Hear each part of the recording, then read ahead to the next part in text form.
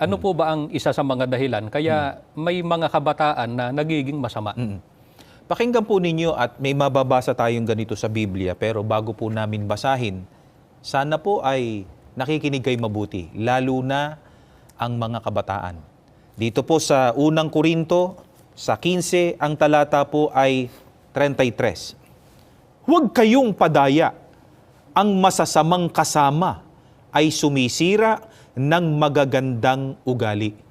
O mga kaibigan, maliwanag po ang pahayag ng Biblia. Ayon po kay Apostol Pablo, ang masasamang kasama ay sumisira ng magagandang ugali.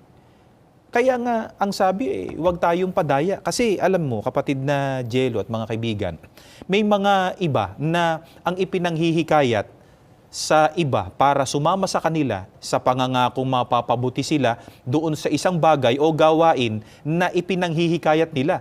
Pero sa bandang huli, yun pala ang ikapapahamak nila.